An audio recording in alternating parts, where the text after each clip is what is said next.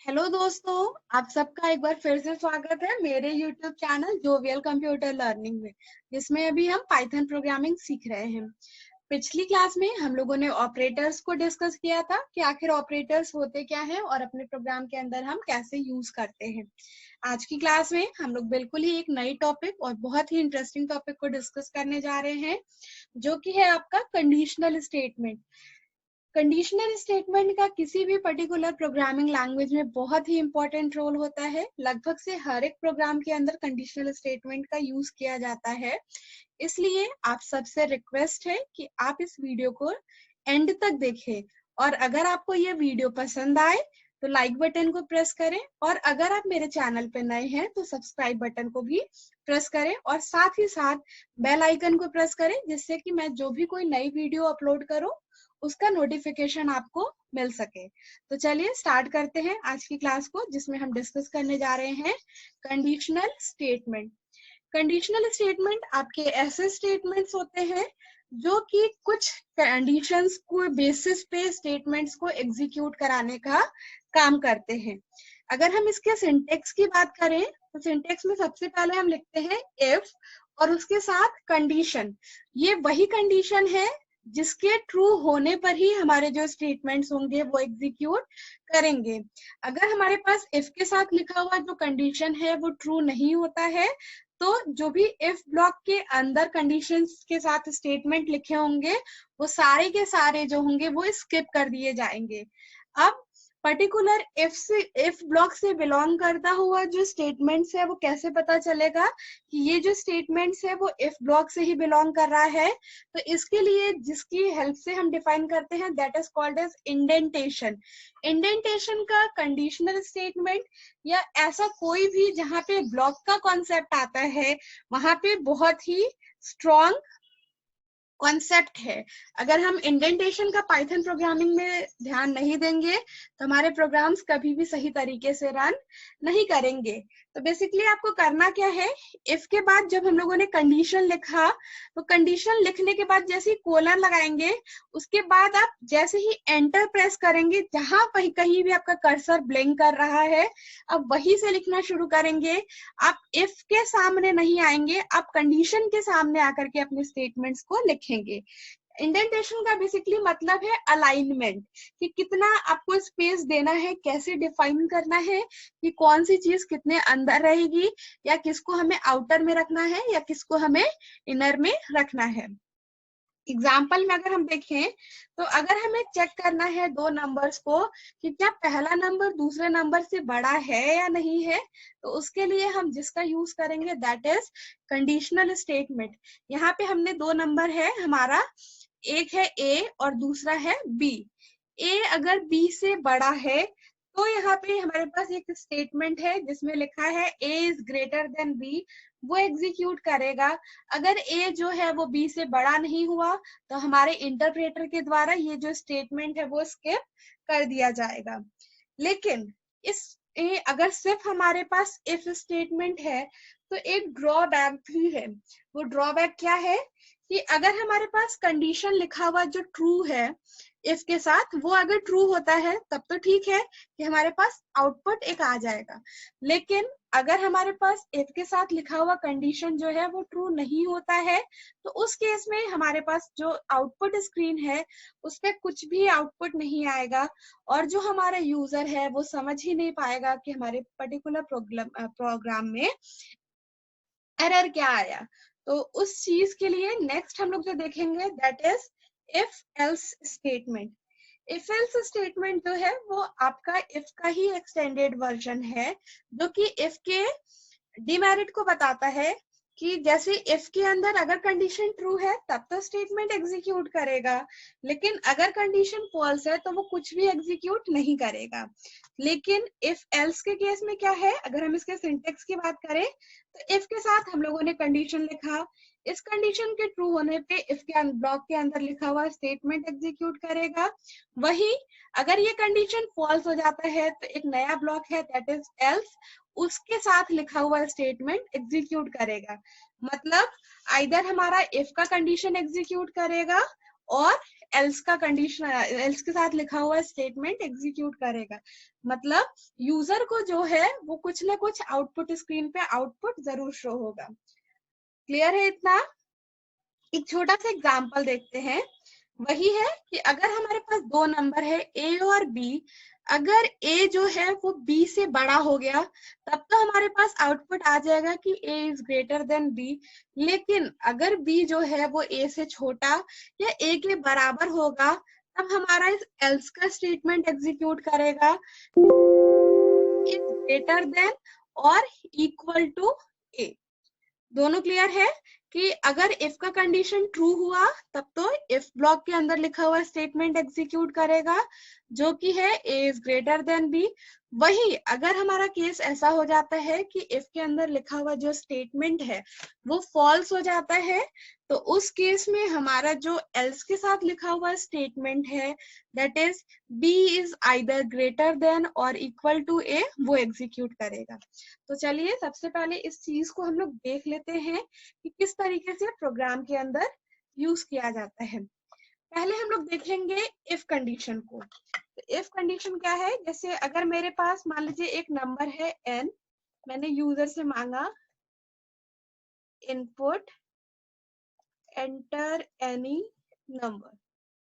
अब मैं चेक करना चाह रही हूँ कि क्या ये नंबर जो है वो 5 से बड़ा है या नहीं। तो मैंने लिखा if n is greater than 5, print n is greater than 5। Clear है इतना? अब मैं इसे सेव करती हूँ और रन कराती हूँ। रन कराने पे अगर हमने नंबर डाला 8 जो कि 5 से बड़ा है तो हमारे पास आउटपुट में आ जाएगा 8 इज ग्रेटर देन 5। क्यों? क्योंकि हमारे पास जो इफ के साथ लिखा हुआ कंडीशन है वो क्या है, ट्रू है। वही जब हम एक नंबर एंटर करते हैं जो 5 से छोटा हो, मतलब 4 मान लीजिए एंटर किया और प्रेस किया तो आपको दिख रहा है कि आउटपुट में हमें कुछ नहीं मिला। मतलब हम लोगों ने यहाँ पे डिफाइन ही नहीं किया है कि अगर हमारा ये जो नंबर है n वो 5 से छोटा हो तो उसे क्या करना है। हम लोगों ने अपने प्रोग्राम के अंदर सिर्फ और सिर्फ ये बताया है कि अगर n जो है वो 5 से बड़ा हो तो उसे एक स्टेटमेंट प्रिंट कराना है जिसमें उसे बोलना है कि n इज ग्रेटर देन 5। लेकिन अगर n जो है वो 5 से छोटा हो तो क्या करना है या उसके बराबर है तो क्या करना है, हम लोगों ने नहीं बताया। तो इसी जगह पे हम लोग जिसका यूज करते हैं that is called as else. अब हम लिखेंगे एल्स कोलन। एक चीज ध्यान रखिएगा कि जब भी कंडीशन लगेगा वो आपका इफ के साथ लगेगा, कभी भी कंडीशन एल्स के साथ नहीं लगता है। अब जैसे मैंने यहाँ पे कोलन लगाया उसके बाद मैं एंटर प्रेस करूंगी, अभी हमारा कर्सर यहाँ पे ब्लिंक कर रहा है। कर्सर जहां पे ब्लिंक कर रहा है वहीं से लिखेंगे, कर्सर को पहले नहीं ले जाएंगे और ना ही बाद में ले जाएंगे, अदरवाइज आपको एरर आएगी ऑफ इंडेंटेशन। मैंने यहाँ पे लिखा print n is either less than or equal to 5। अब मैं इसे सेव करती हूँ और एक बार रन करा के दिखाती हूँ। तो अब अगर हम लोगों ने 8 प्रेस किया तो हमारे पास आउटपुट आ गया है 8 इज ग्रेटर देन 5। वही अगर हम लोगों ने उससे छोटा नंबर भी प्रेस किया जैसे 4, तो यहाँ पे हमें दिख रहा है कि 4 इज आइदर लेस देन और इक्वल टू 5। तो इस तरीके से हमारे पास दोनों ही कंडीशन में अगर इफ के साथ लिखा हुआ स्टेटमेंट ट्रू है या लिखा हुआ स्टेटमेंट फॉल्स है, दोनों ही कंडीशंस में हमारे पास कुछ ना कुछ रिजल्टेंट आउटपुट आ रहा है। तो ये तो बात हो गई हमारे पास इफ और एल्स की। नेक्स्ट है हमारा नेस्टेड इफ एल्स। जैसे अगर हमारे पास 3 नंबर्स हैं और उन तीनों में कंपेयर करना हो कि उसमें से सबसे बड़ा कौन है, या जहां पे हमारे पास मल्टीपल स्टेटमेंट्स हो और उसके बेसिस पे, कंडीशंस के बेसिस पे उन मल्टीपल में से कोई एक स्टेटमेंट को अगर हमें एग्जीक्यूट कराना होता है तो वहां पे हम लोग जिसका यूज करते हैं that is called as a nested if else. Syntax की अगर बात करें तो सबसे पहले हम लोगों ने लिखा इफ कंडीशन। अगर इफ के साथ लिखा हुआ कंडीशन जो है वो ट्रू हो जाएगा तो इफ ब्लॉक के अंदर लिखा हुआ स्टेटमेंट एग्जीक्यूट करेगा। अगर इफ स्टेटमेंट के साथ लिखा हुआ कंडीशन नहीं ट्रू करेगा तो नेक्स्ट जो कंडीशन होगा वो लिखा होगा आपका एलिफ के साथ। ठीक है, तो एलिफ के साथ लिखा हुआ कंडीशन को वो देखेगा। अगर एलिफ के साथ लिखा हुआ कंडीशन ट्रू हो गया तो उसका स्टेटमेंट एग्जीक्यूट करेगा। सिमिलरली अगर हमारे पास और कंडीशंस हैं तो उसके कंडीशन के बेसिस पे स्टेटमेंट एग्जीक्यूट करेगा। अगर हमारे पास कोई भी ऐसा कंडीशन जो है वो ट्रू नहीं होता है ऊपर में लिखे हुए, तो एक डिफॉल्ट होगा that is called as else, उसके साथ लिखा हुआ स्टेटमेंट एग्जीक्यूट करेगा। एक चीज ध्यान रखिएगा, इतने सारे कंडीशंस में से एक पर्टिकुलर मोमेंट पे किसी एक का ही कंडीशन एग्जीक्यूट करेगा। फॉर एग्जांपल अगर इफ का लिखा हुआ कंडीशन एग्जीक्यूट किया तो सिर्फ और सिर्फ इफ ब्लॉक ही एग्जीक्यूट करेगा, फिर लिखे हुए बाकी जो भी एलिफ है उसके ब्लॉक्स आपके एग्जीक्यूट नहीं करेंगे। वही अगर इफ के साथ लिखा हुआ कंडीशन फॉल्स होता है तब हमारा इंटरप्रेटर जो है वो एलिफ पे आएगा और उसके कंडीशन को चेक करेगा। अगर पहले वाले एलिफ का कंडीशन जो है वो ट्रू हो गया तो उसके ब्लॉक को एग्जीक्यूट कराने के बाद इंटरप्रेटर उससे बाहर आ जाएगा, फिर वो किसी भी एल्स को या दूसरे किसी भी एलिफ के कंडीशंस को देखने नहीं जाएगा। जितने भी नंबर ऑफ कंडीशंस हैं उसमें से कोई एक पर्टिकुलर मोमेंट पे एक ही कंडीशन ट्रू होगा, एक से ज्यादा कंडीशंस आपके ट्रू नहीं होंगे। इतनी बात क्लियर है।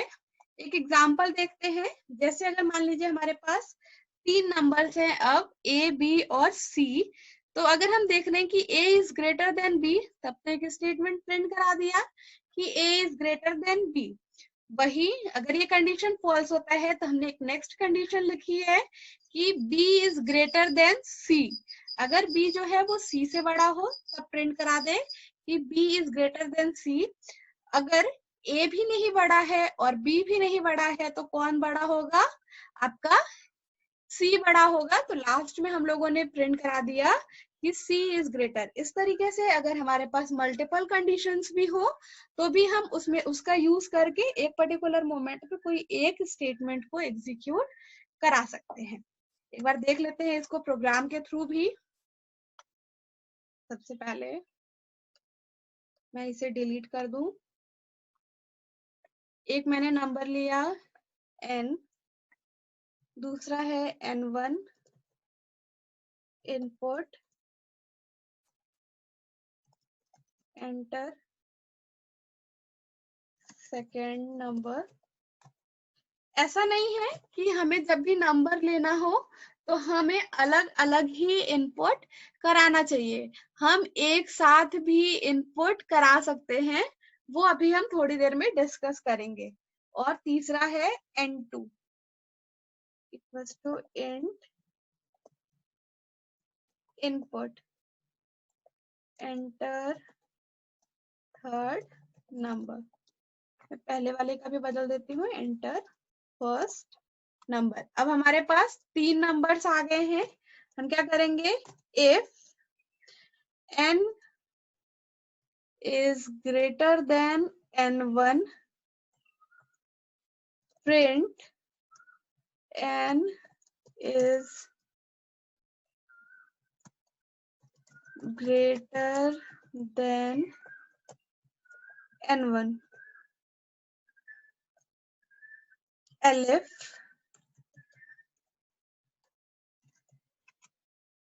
n1 is greater than n2 print n1 is greater than n2 else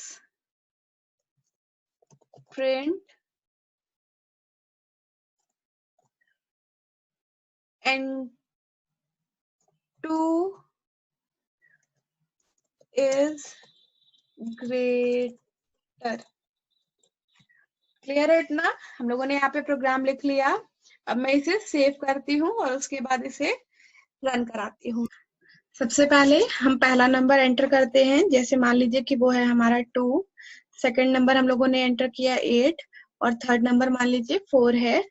तो इस पर्टिकुलर प्रोग्राम के अंदर 8 जो है वो 4 से बड़ा है, तो वो वाला जो हमारा सेकंड स्टेटमेंट है वो ट्रू हो गया। That is N1 is greater than N2। इस वजह से 8 इज ग्रेटर देन 4 का हमारे पास जो रिजल्टेंट आउटपुट है वो आ गया। ये जो मैंने प्रोग्राम लिखा है 3 नंबर को कंपेयर करा करके उसमें से फाइंड आउट किया है, ये एग्जैक्टली सही प्रोग्राम नहीं है, ये सिंपली आपका एक डमी है, आपको ये एक्सप्लेन करने के लिए कि किस तरीके से हम मल्टीपल कंडीशंस को भी अपने प्रोग्राम के अंदर यूज करते हैं। आई होप आप लोगों को ये सारी बातें क्लियर हो रही होंगी। नेक्स्ट अब बारी आती है आज के होमवर्क की। आज के होमवर्क में आपको 2 प्रोग्राम बनाना है। सबसे पहले आपको प्रोग्राम बनाना है जिसमें आपको चेक करना है कोई भी एक यूजर से नंबर लेने के बाद कि वो नंबर जो है आपका वो 10 से ग्रेटर है या नहीं है। और दूसरा प्रोग्राम बनाना है जिसमें आपको एक नंबर इनपुट कराना है और उस नंबर को इनपुट कराने के बाद चेक करना है कि वो नंबर जो है वो पॉजिटिव है, नेगेटिव है या फिर 0 है। इसके अलावा आप चाहें तो आप एक नंबर लेने के बाद उसे चेक कर सकते हैं कि वो जो नंबर है वो इवन है या ऑड है। अगर आपको आज की क्लास पसंद आई हो तो आप लाइक बटन को प्रेस करें, और अगर आपको इस वीडियो में कुछ भी ऐसा है जो समझ नहीं आया हो तो सब कमेंट सेक्शन में जाने के बाद उसका आप क्वेश्चन पूछ सकते हैं। और अगर पसंद आया हो तो भी आप कमेंट सेक्शन में बता सकते हैं कि आपको ये वीडियो कैसा लगा। आज के लिए इतना ही। Thank you.